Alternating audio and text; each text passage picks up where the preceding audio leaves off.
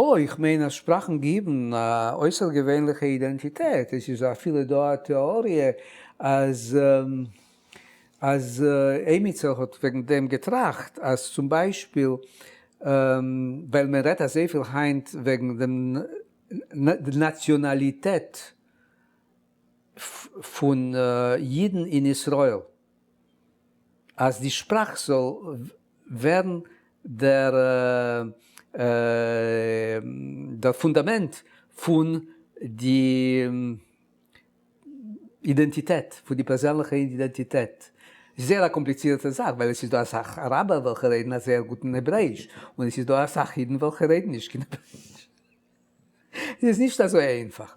Es ist nicht so einfach. Aber ich meine, als eine Sprache gibt eine Identität nicht in dem nationalen oder, lassen wir sagen, nationalistischen, in der nationalistischen Bedeutung. Wenn ich sage nationalistisch, ist Hitler nicht zu weit von dem Wort.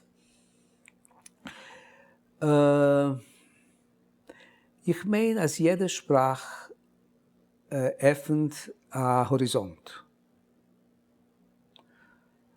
Und bei Sachmenschen, welche sind einsprachig, sind die Horizonten sehr, sehr, sehr beschränkt. Sehr beschränkt. Ob man hat mehrere Sprachen, ist es eine Sache besser. Ist man noch öfter weniger nationalistisch?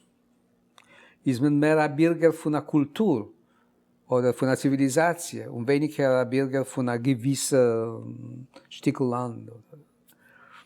Ich meine, es ist äußerst gewöhnlich, wenn Kinder können aufwachsen mit etlichen Sprachen. Äußerst gewöhnlich. Ich meine, das öffnet ganz andere Möglichkeiten später im Leben. Und ich meine, zum Beispiel, weil ich bin aufgewachsen in Polnisch und Russisch und dann später Jiddisch als ein Kind, ist mir gewesen eine Sache leichter, wie es wollte mir gewesen anders,